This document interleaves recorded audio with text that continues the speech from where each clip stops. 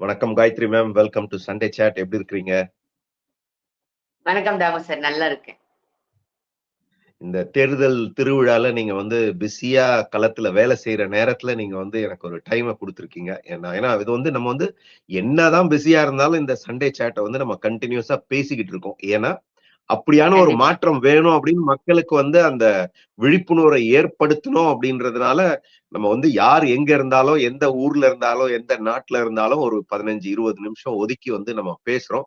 So அதற்கான விடை கிடைக்கிறதுக்கு இன்னொரு ஒரு வார காலம் இருக்குது. சோ அடுத்த வாரம் வரக்கூடிய 23ஆம் தேதி மக்களுக்கு அந்த சூஸ் பண்ணக்கூடிய ஒரு ஆப்ஷன் இருக்கு. சோ நிச்சயமா மக்கள் சிந்திப்பாங்க, செயல்படுவாங்க அப்படின்னு நினைக்கிறேன். இந்த தேர்தல்ல இன்னொரு ஒரு நல்ல விஷயத்த நான் பாக்குறேன். அண்ணாமலை அவர்கள் போட்டி போடாதது அப்படின்னு பாத்தீங்கன்னா, நான் ரொம்பவே விரும்புறாரு. அவர் போட்டி போடாதது ரொம்ப நல்லதுன்னு பாக்குறேன். ஏன்னா பம்பரமா சுழல்றார், எல்லா இடத்துக்கும் போறார்.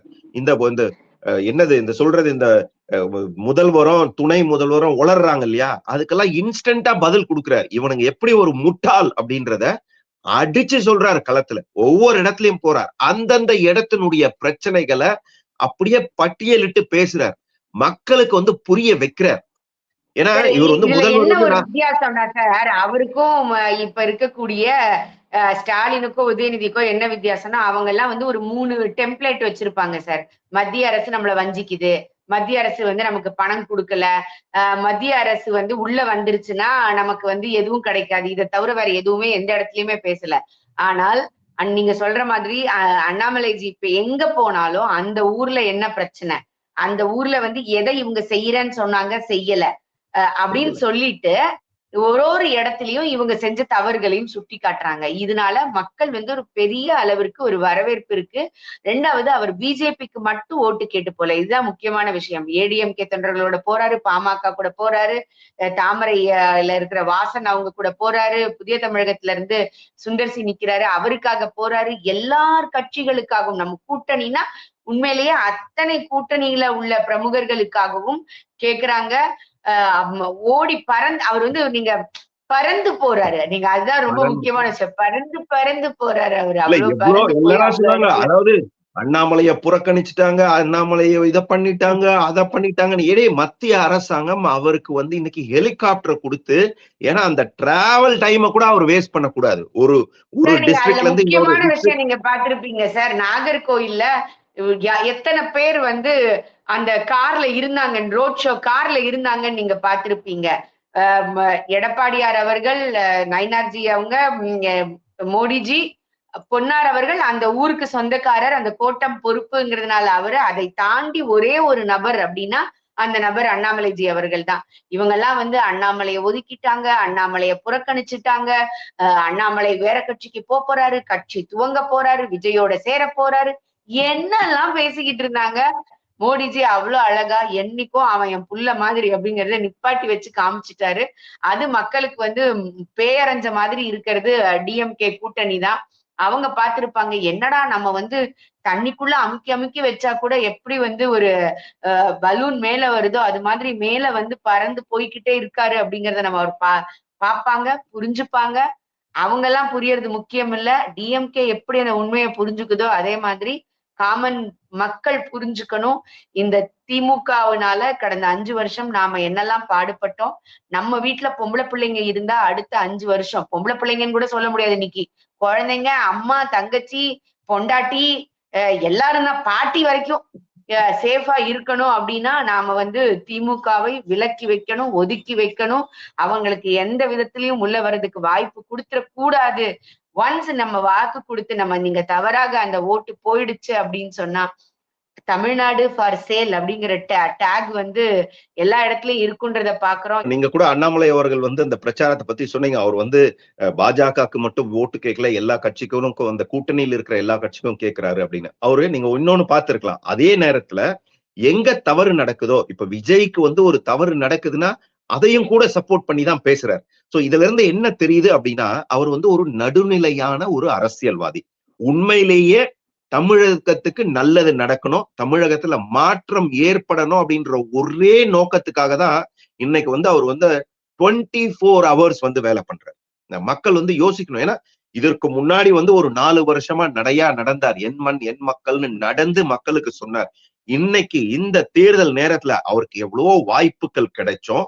அதாவது மேலிடத்துல இருந்து எவ்வளவோ பிரஷர் கொடுத்தோம். அவரை போட்டி போட்ட சொன்னப்ப கூட நான் வந்து ஒரே தொகுதியில முடங்க விரும்பல. எல்லாருக்குமே நான் வந்து பிரச்சாரம் பண்றேன்.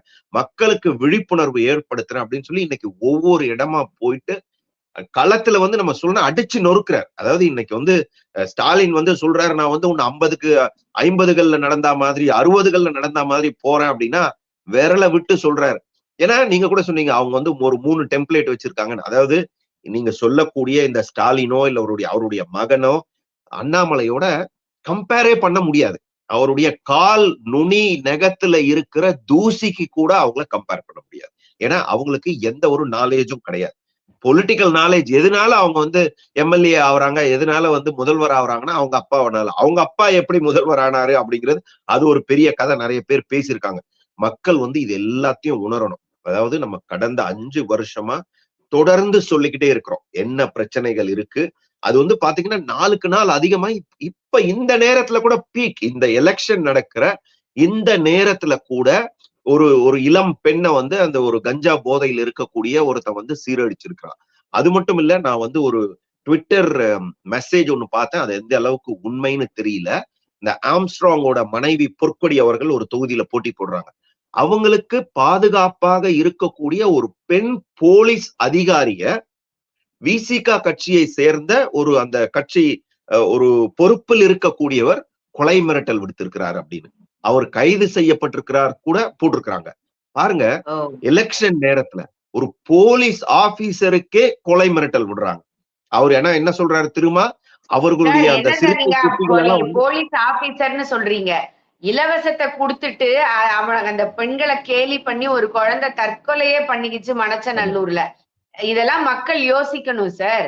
இதெல்லாம் இப்ப ஓட்டு கேட்கிற இந்த நேரத்துல, அதாவது இன்னும் ஒரு வாரத்துல எலெக்ஷன் இருக்கு. அந்த நேரத்துல கூட திமுக வந்து எவ்வளவு அராஜகமா நடக்குது, அவங்க கூட்டணி கட்சிகள் எவ்வளவு அராஜகமா நடந்துக்கிறாங்க. அவங்களுக்கு வந்து பொதுமக்கள் மேல, தமிழ்நாட்டு மேல எந்த ஒரு நல்ல எண்ணமும் கிடையாது. அவங்களோட தேவை அவங்க அராஜகமா பாத்தீங்களான்னு எனக்கு ஞாபகம் இல்ல சார். ஒரு 2 நாளைக்கு முன்னாடி எனக்கு இந்த இடம் பேரு ஞாபகம் இல்ல. அந்த கிராமத்துல உள்ள லேடிஸ் எல்லாருக்கும் 500 ரூபாய் கொடுத்து ஒரு இடத்துல வந்து அடைச்சு வச்சிருந்து சாயங்காலம் வரைக்கும் இங்க இருந்து போக கூடாதுன்னு சொல்லி அதுக்கப்புறம் அவங்க தகவல் தெரிவிச்சு எலெக்ஷன் கமிஷன்ல இருந்து போலீஸோட வந்து அந்த லேடிஸ மீட்டு வெளியில விட்டாங்கன்ற செய்தியை நீங்க எனக்கு இடம் மறந்து போச்சு. இல்ல, இந்த பட்டியல அடைக்கிற ஃபார்முலாவை அந்த 10 ரூபாய் பாலாஜி தான் வந்து கண்டுபிடிச்சாரு. இவங்களுக்கு வந்து அந்த மாதிரி புதுசா கண்டுபிடிப்பாங்க. இதற்கு முன்னாடி வந்து மதுரையில கருணாநிதியோட மகன் வந்து ஒரு ஃபார்முலா கொண்டு வந்தாரு. அதுக்கப்புறம் ஃபார்முலா உலக ஃபேமஸ் ஆச்சே. ஆமா, அதுக்கப்புறம் இந்த பட்டியல அடைக்கிற ஃபார்முலாவை கொண்டு வந்தாங்க. இப்ப கூட அந்த 10 ரூபாய் பாலாஜி போட்டி போடக்கூடிய இடத்துல நிறைய பட்டியலை ப்ரிப்பேர் பண்ணாரு. அது வந்து அந்த எதிர்கட்சியில இருக்கக்கூடியவங்க வந்து அதை எவிடன்ஸோட எடுத்துட்டு போய் தேர்தல் ஆணையத்துல கொடுத்து மக்களை வந்து அந்த பட்டியல அடைக்கிறதுல இருந்து பாதுகாத்து இருக்கிறாங்க. சோ அதே மாதிரி மக்கள் இன்னைக்கு நீங்க உங்களை பாதுகாத்துக்கணும், தமிழ்நாடு நல்லா இருக்கணும், உங்களுடைய வருங்கால சந்ததியர் நல்லா இருக்கணும் அப்படின்னா இன்னும் 4 நாட்கள்ல வரக்கூடிய தேர்தல்ல சிந்தித்து செயல்படணும். மாற்றம் வந்து எப்படி வரும், உங்க கையில தான் இருக்கு. அதற்கான நேரம் வந்துடுச்சு. சோ நீங்க செலுத்தக்கூடிய ஒவ்வொரு வாக்கு தான் வந்து பாத்தீங்கன்னா அந்த மாற்றத்தை கொண்டு வரும். நீங்க களத்துல இருக்கிறீங்க, களம் எப்படி இருக்கு? களம் ரொம்ப ரொம்ப சாதகமா ரொம்ப நல்லா இருக்கு. பொதுமக்கள் கிட்ட படிச்சவங்களை விட நான் இருக்கிற கிராம பகுதியில மிகப்பெரிய அளவுக்கு அவங்களுக்கு மத்திய அரசோட திட்டங்கள் தெரியுது. அவங்க வீட்டுல இருக்கக்கூடிய சிலிண்டராக இருக்கட்டும், டாய்லெட்டா இருக்கட்டும், தண்ணியா இருக்கட்டும், வீடா இருக்கட்டும், இதெல்லாம் வந்து மோடிஜி கொடுத்தது அப்படிங்கிறது நிறைய நல்ல விதமாகவே அவங்களுக்கு போய் சேர்ந்திருக்குது அப்படிங்கறத நான் நினைக்கிறேன். சிட்டில இருக்கிறவங்களோட உண்மையிலேயே அவர்கள் எல்லாம் ஒரு மிகப்பெரிய மாற்றத்தை எதிர்பார்த்து காத்திருக்கிறாங்க. ஏன்னா இவங்க சொல்ற பொய்கள் அந்த மாதிரி இருக்குது. நீங்க பார்த்திருப்பீங்க, சிஏஏ வரும்போது 3 வருஷம் எவ்வளவு பெரிய அட்ராசிட்டி இவங்க பண்ணாங்க அப்படின்னு நீங்க பார்த்திருப்பீங்க. எஸ்ஐஆர் அதே மாதிரி வரும்பொழுது எவ்வளவு பெரிய எதிர்ப்பு அதற்கு செஞ்சாங்க. அதற்கு அடுத்தாப்புல இன்னைக்கு சொல்லணும் அப்படின்னா தேர்தல் களத்திலேயே பொய்களை அப்படியே மூட்டை மூட்டையா அவுத்து விட்டுக்கிட்டே இருந்தாங்க. இந்த மசோதாவிற்கு மகளிர் மசோதா டீலிமிட்டேஷனுக்கும் இங்க குறைஞ்சிரும், தமிழகத்தை வஞ்சிக்குது அப்படின்லாம் சொல்லி பெண்கள் மசோதாவிற்கும் எதிராக இன்னைக்கு ஓட்டு போட்டிருக்குது தமிழகம் அப்படிங்கறத நம்ம மறந்துடக்கூடாது. பெண்களுக்கு ஒரு 33% கிடைக்குதுன்னு சொல்லும் பொழுது கூட அதை கொடுக்க மனம் இல்லாமல், அவங்க குடும்பத்துல யாருக்கும் கொடுக்கலன்னு வச்சுக்கோங்க, கனிமொழி அக்காவை நீ டெல்லியோட இரு, தமிழகத்துக்குள்ள வந்துராதன்னு செட்டில் பண்ணி வச்ச மாதிரி பெண்களை சமூக நீதி பேசுவாங்க.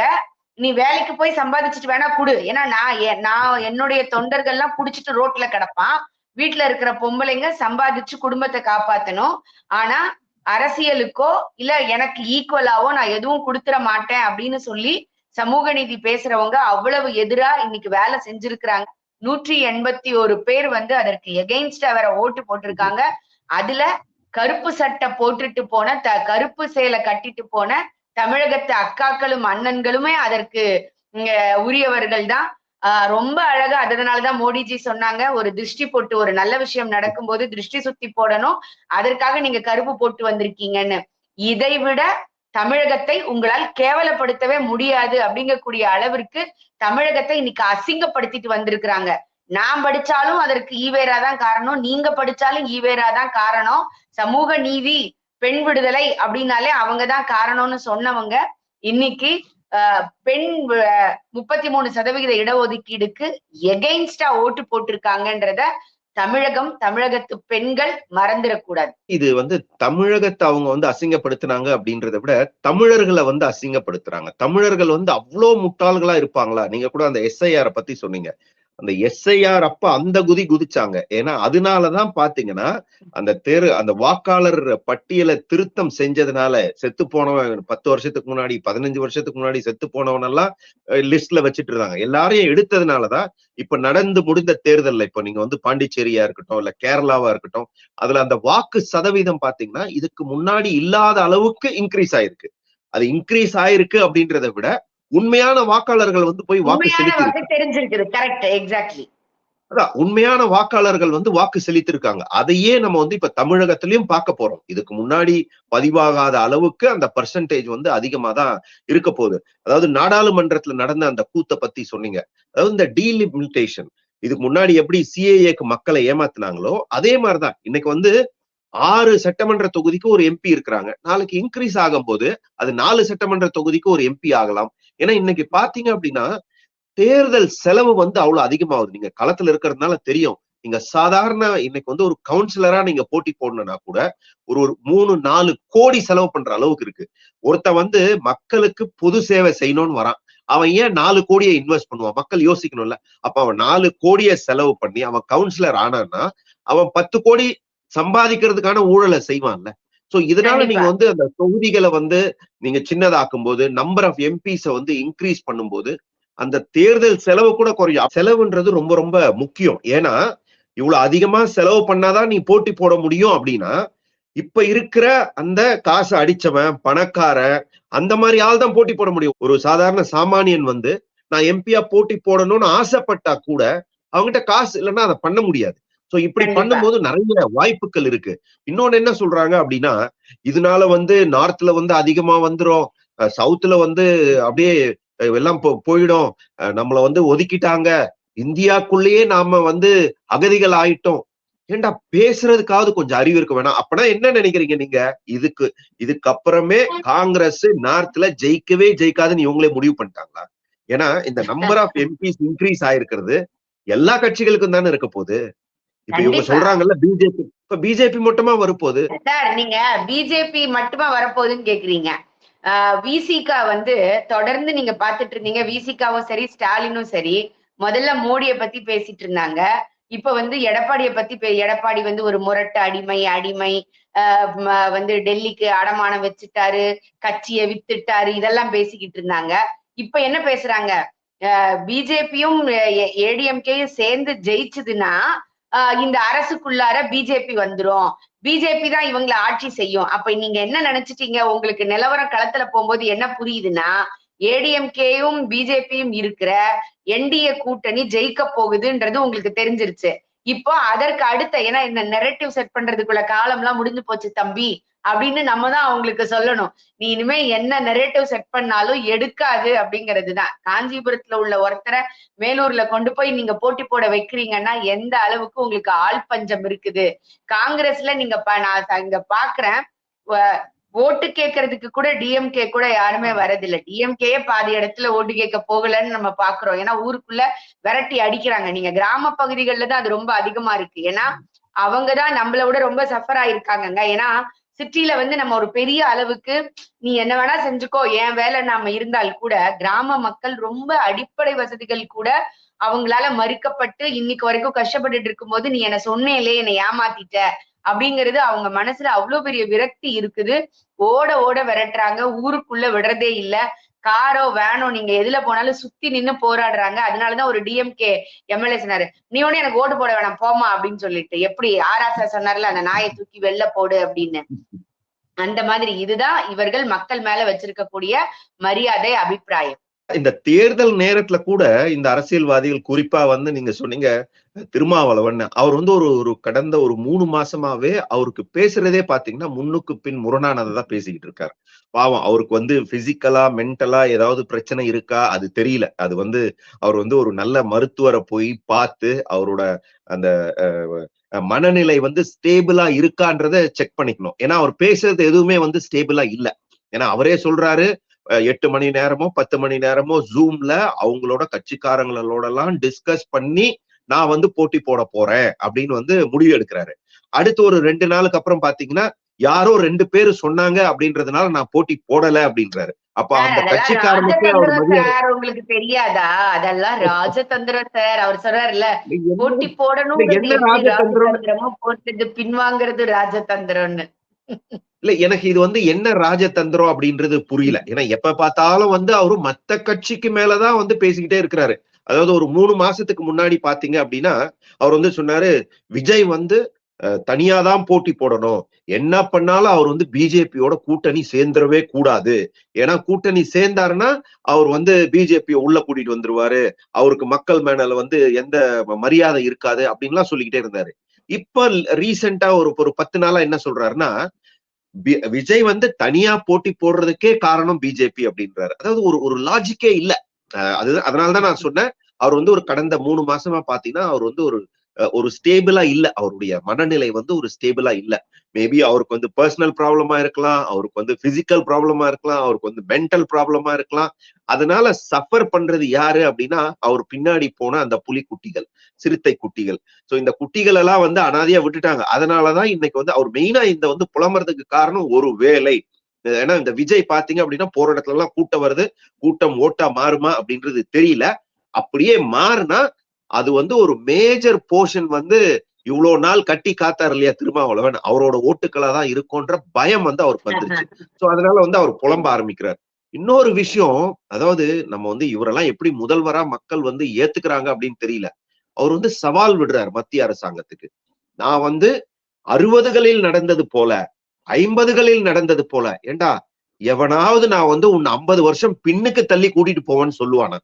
எந்த முதல்வராவது சொல்லுவாங்க? இன்னைக்கே அவர் வந்து இங்க குடிகாரங்களையும் போதை வச்சிருக்கிறவங்களையும் நாட்டுல வந்து சட்டம் ஒழுங்கு சீரழிஞ்சு போய் இப்பயே நீ அப்படித்தானே வச்சிருக்க, இன்னும் வேற 61க்கு கூட்டிட்டு போகணுமா? இப்ப அதுனா 61ன்னா அவரே ரவுடியா இருந்திருப்பாரான்னு நினைக்கிறேன். அததான் சொல்றாரான்னு எனக்கு தெரியல.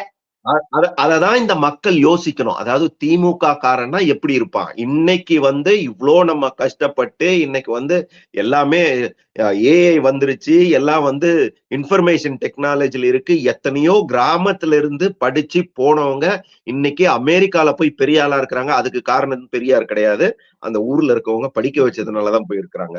அந்த அம்மா அப்பா படிக்க வச்சதுனாலதான் போயிருக்காங்க.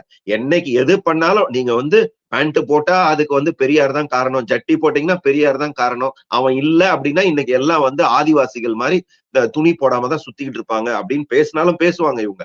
அதனால மக்கள் வந்து தெளிவா இருக்கணும். ஒரு முதல்வர் அப்படின்றவரு ஒண்ணு இல்ல, ஆந்திரால பாருங்க பக்கத்துல இன்னைக்கு வந்து அவன் வந்து எப்ப வந்து உங்களுடைய தலைநகரம் சிங்கப்பூர் மாதிரி ஆகும் அப்படின்னு கேட்டா 10 வருஷம் கூட மாத்தி காமிக்கிறேன்றான்.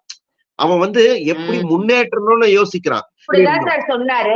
சிங்கார சென்னைய வந்து சிங்கப்பூர மாதிரி மாத்தி காட்டுவேன்னு உங்களுக்கு தெரியாதா? இதுவரைக்கும் 4 எலக்ஷன்ல ஒரு தடவையும் கூவத்துல கொட்டுறதுல இருந்து சிங்கார சென்னைக்கு பார்க்குக்கு ப பட்ஜெட் போட்டு 2000 கோடி 4000 கோடி வந்து அடிச்சு தள்ளியிருப்பாங்க. நீங்க வந்து பக்கத்துல இருக்கிற தெலுங்கானால, ஆந்திரால சொன்னாங்கன்னு சொல்றீங்க. அவருமே தான் சொல்லியிருக்கிறாரு. ஆனா மாத்திருக்காரான்னு தான் மக்கள் யோசிக்கணும். இல்ல அதாவது கூவத்த சொல்றீங்க. கூவம் வந்து உதயநிதியோட தாத்தா காலத்துல இருந்து இந்த கதை ஓடிக்கிட்டு தான் இருக்குது. கூவத்துல அவங்களோட காசு பொக்கிஷன் போடுறதுன்றது சார். கூவம் நதி கரெக்ட், அப்படிங்கிறது வந்து ஒரு ட்ரெஷர். கரெக்ட். அவங்களோட ஆ, ட்ரெஷர். கொட்டு, கரெக்ட். எடு. கொட்டு, எடு. ஆ. இதுதான் அவங்களோட கரெக்ட். எப்படி வந்து முன்னாடி காலத்துல ராஜாக்கள்லாம் வந்து அந்த பொக்கிஷத்த வந்து தோண்டி புதைச்சிட்டு போனாங்களோ, அந்த மாரி கருணாநிதியும் அந்த குடும்பத்துக்கும் பொக்கிஷம் எங்க இருக்குன்னா, அந்த கூவம் நதியில தான் இருக்குது. இந்த நாத்தம் புடிச்சவனுங்க ஆட்சி செய்யற வரைக்கும் ஏன்னா கார்த்திக் சிதம்பரம் வந்து பல முறை வந்து கடிதம் எழுதியிருக்கிறாரு. இப்போ மேயர்ன்னு ஒரு அம்மா இருக்குது. அந்த அம்மாக்கு அந்த கூவத்த பத்தி ஒரு நாளும் அவருக்கு கூட மரியாதை குடுத்து ஒரு எம்பி அவரு. அவங்க அப்பா பல வருஷமா எம்பி. இன்னைக்கு அவங்க அப்பா புரோக்கர் வேலை பார்த்ததுனாலதான் இன்னைக்கு காங்கிரஸும் திமுகவும் எக்ஸாக்ட்லி, கூட்டணியில இருக்குது. So exactly. இப்படி இருக்கக்கூடிய ஒரு ஆள் கூட கடிதம் எழுதுறாரு. அந்த மேயர் அம்மா வந்து அத வந்து அந்த டாய்லெட் டிஷ்யூ பேப்பர் அளவு கூட மரியாதை கொடுக்காம ரிப்ளையே பண்ணல. சார் அத பத்தி டாய்லெட் பேசல. சொல்லும்போது தான் சார் ஞாபகம் வருது. அவங்க வந்து டாய்லெட்டோட சீட்டுல ஊழல் பண்ணவங்க சார். இத நம்ம சொல்லல சார். சிஏஜி அறிக்கை சொல்லுது சார். அதாவது திமுகவன்னு வந்து நீங்க வந்து ஒரு நாள் ஃபுல்லா பேசுனீங்கன்னு வச்சுங்களேன், நீங்க பேசுற எல்லாத்துலயுமே ஊழல் பண்ணது வந்துரும். எத வேணாலும் பேசுங்க. டாய்லெட்ட பேசுங்க, இல்ல பஸ்ஸுக்கு காத்தடிக்கிறத பத்தி பேசுங்க, பஸ்ஸுக்கு டயர் மாத்துறத பத்தி பேசுங்க, இல்ல மழை தண்ணி நிக்கிறத பத்தி பேசுங்க. எது வேணாலும் நீங்க அன்றாட வாழ்க்கையில எதோட ஒட்டி இருக்கிறீங்களோ, அது எல்லாத்துலயுமே இந்த ஊழல் அப்படிங்கிறது வரும். இன்னைக்கு அந்த எதிர்ப்பு மனப்பான்மை தான் மக்கள் மனதுல வந்திருக்கு. ஏன்னா, எங்க போனாலும் டாஸ்மாக் இருக்கு. எங்க போனாலும் குடிச்சிட்டு தான் படுத்துக்கிட்டு இருக்கான். எங்க போனாலும் கஞ்சா இருக்கு. ஒண்ணுமே இல்ல. உங்க வீட்ல இன்னைக்கு வேலைக்கு யாராவது ஒருத்தர கூப்பிடுங்களேன். தமிழ்நாட்ட சேர்ந்த தமிழ் பேசக்கூடிய ஒருத்தன் கூட இன்னைக்கு தமிழ்நாட்டுல வேலை செய்யறதுக்கு ஆளே கிடையாது. இவனுங்க என்ன சொல்றானுங்க? இந்திய ஒழிப்போம், இந்திய அழிப்போம்னு. இன்னைக்கு இந்திக்காரன் தமிழ்நாட்டுல இல்லன்னா, இவன் வந்து நாளைக்கு காலையில அவனுடைய காலை கடன கூட கழிக்க போ முடியாது. அப்படித்தான் இருக்குது. ஆனா இவன் என்ன சொல்றான்? எவனுக்குனாவது ஒரு 3 நாள் வந்து டாய்லெட் போலன்னு வச்சுக்க. அதுக்கு காரணம் பிஜேபி அப்படின்னு. எதையாவது பண்ணான்னு வச்சுக்க. டேய் இத பண்ணிடாதடா பிஜேபி உள்ள வந்துரும். ஏன்னா நீங்க தான் சொல்றீங்க பிஜேபியே இல்ல. பிஜேபிக்கு தமிழ்நாட்டுல பிரசன்ஸே கிடையாது. ஆனா காலையில எழுந்ததுல இருந்து சாயந்தரம் தூங்குற வரைக்கும் இவன் பேசுறது பாத்தீங்கன்னா பிஜேபி. அதாவது மக்களை எப்படிலாம் ஏமாத்துறாங்க பாருங்க. இததான் மக்கள் புரிஞ்சுக்கணும். இவ்ளோ நாள் நம்ம சொல்லிக்கிட்டே இருக்கிறோம். இன்னும் உங்களுக்கு இருக்கக்கூடியது ஒரு 4, 5 நாட்கள் தான். நல்லா யோசிங்க. என்னெல்லாம் நடந்தது இந்த கடந்த 5 வருஷத்துல? எப்படி கல்வித்துறை சீரழிந்து இருக்குது? எப்படி வந்து சட்டம் ஒழுங்கு வந்து சீரழிஞ்சிருக்குது? அ இதெல்லாம் பார்க்கணும் நீங்க. உங்க உங்க வீட்ல வந்து மழை பெஞ்சதுன்னா எப்படி தண்ணி நிக்குது? எல்லாம் என்ன சொல்றான்? ஒருத்தன் சொல்றான் 80% முடிச்சுட்டேன். ஒருத்தன் சொல்றான் 90% முடிச்சுட்டேன். ஒருத்தன் சொல்றான் 95 இவங்க சொல்றதெல்லாம் கூட்டி சார் பார்த்தீங்கன்னா அவங்க அத 500% மட்டுமா முடிஞ்சிருது. சொன்னாங்க. 560 வாக்குறுதியில அவரே சொல்றாரு ஒரு இடத்துல 80%, ஒரு இடத்துல 90%. இதுக்கு முன்னாடி நீங்க 23 எலக்ஷன்ல பாத்தீங்கன்னா, ஆல்மோஸ்ட் நாங்க எல்லாமே முடிச்சுட்டோம். இனிமே என்னன்னு நாங்க புதுசா யோசிக்க தான் வேணும்னு. அந்த அளவுக்கு பொய்யுக்கு மேல பொய் எவ்வளவு அழகா சொல்றதுன்றத அவங்க கிட்ட தான் நீங்க கேட்கணும். இல்ல. அதாவது அவங்க 590 வாக்குறுதியில எல்லாம் நிறைவேத்திட்டாங்கன்னு கூட சொல்ட்டோம். மக்கள் உண்மையிலேயே சிந்திக்கக்கூடிய திறமை இருந்தவர்களா இருந்தா, தமிழ்நாட்டுல இருக்கிறவங்க, ஒரு 2, 3 கேள்வி கேட்கணும். ஏப்பா வந்த உடனே முதல் கையெழுத்து போட்டு நீட்ட வந்து ஒழிப்பேன்னு சொன்னியே, ஒழிச்சியா? கல்வி கடன வந்து ம். தள்ளுபடி செய்வேன்னு சொன்னியே, செஞ்சியா? எலக்ட்ரிசிட்டி பில்லு மாசம் மாசம் எடுப்பேன்னு சொன்னியே, செஞ்சியா? சொத்து வரி வந்து ஏத்த மாட்டேன்னு சொல்லி சொன்னியே, ஏத்தாம இருந்தியா? பால் விலை ஏத்த மாட்டேன்னு சொல்லி சொன்னியே, ஏத்தாம இருந்தியா? 10 முறை ஏத்திட்ட. சொத்து வரி ஏத்திட்ட. இதெல்லாம் தான் மக்கள் வந்து கேட்கணும். சிலிண்டருக்கு மாசம் ரூ. 100 வந்து மானியம் குடுக்குறேன்னு சொன்னியே, குடுத்தியா? ஆட்சிக்கு வந்த உடனேயே பெண்களுக்கு வந்து ரூ. 1000 குடுக்குறேன்னு சொன்னியே, குடுத்தியா? முதல்ல 2 1/2 வருஷம் குடுக்கவே இல்லையே. அதுக்கப்புறம் குடுக்கும்போது கூட தகுதியுடைய பெண்களுக்குன்னு சொல்லி சொன்னியே. ஏன்டா எத்தனை பெண்கள் வந்து கல்யாணம் பண்ணி அவங்க குடும்பம் நடத்தி பல வருஷமா வந்து குழந்தைய பெற்றிருக்காங்க. இன்னைக்கு நீ வந்து எந்த பொண்ணு வந்து தகுதின்னு நீ எப்படிடா யோசிப்ப? எங்க வீட்டு பொண்ண வந்து தகுதியுடைய பொண்ணு அப்படின்னு சொல்றதுக்கு உனக்கு யார் அத்தாரிட்டி குடுத்தா அப்படின்னு மக்கள் யோசிக்கணும். கண்டிப்பா. சோ இந்த மாதிரி ஒரு 4, 5 விஷயங்கள் கீ இஷ்யூஸ் இது வந்து நீங்க வந்து மாசம் வீட்ல காலைல வந்து நைட் தூங்கும்போது சுவிட்ச் போட்டு லைட் ஆஃப் பண்றீங்க.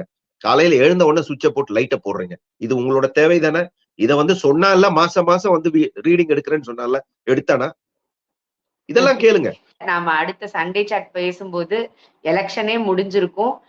ஒரு தடவை நாம இந்த இப்போ தவறா முடிவெடுத்துட்டோம்னா அடுத்த 5 வருஷம் நாம அதற்கான அந்த பலனை அனுபவிக்கணும். அதனால நீங்க தயவு செய்து யோசிங்க. நாங்க பரம்பரையா இப்படித்தான் ஓட்டு போடுறோம் அப்படின்னு நினைக்கிறவங்க கூட இந்த முறை மாறணும், நாங்க மாத்தி ஓட்டு போடுவோம் அப்படின்னு நினைச்சிருக்கிறாங்க. அந்த மாற்றம் உங்களுக்குள்ளேயும் வரணும்.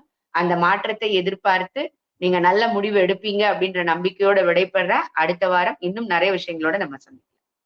இல்ல, அதாவது நீங்க வந்து ஒரு முறை மாத்தி ஓட்டு போட்டீங்க அப்படின்னா 5 வருஷம் நம்ம வந்து கஷ்டப்படுவோம்னு சொன்னீங்க. இல்ல, இந்த திமுக ஒவ்வொரு முறை ஆட்சிக்கு வந்தாலும் அவங்க 5 வருஷம் ஆட்சி பண்ணும்போது தமிழகம் வந்து 25 வருஷம் பின்தங்கி போகுது. அத வந்து மக்கள் யோசிக்கணும். ஏன்னா இப்ப கடந்த 5 வருடம் அவங்க ஆட்சி செஞ்சு அந்த பண்ண டேமேஜ வந்து நீங்க வந்து ரெக்டிஃபை பண்ணணும் அப்படின்னா கூட இன்னும் வந்து ஒரு 15, 20 வருடங்கள் ஆகும். திரும்ப இந்த திமுகவை மக்கள் தேர்ந்தெடுத்தாங்க அப்படின்னா தமிழகம், அதாவது யாராலையும் காப்பாற்ற முடியாது, கடவுளாலையும் காப்பாற்ற முடியாது, அந்த கடவுளை கூட காப்பாற்ற முடியாது. மனசுல வச்சு மக்கள் வந்து ஒரு விழிப்புணர்வோட வாக்கு செலுத்துவாங்க அப்படின்னு நம்பிக்கையோட விடைபெறுவோம். ரொம்ப ரொம்ப நன்றி மேடம். நன்றி.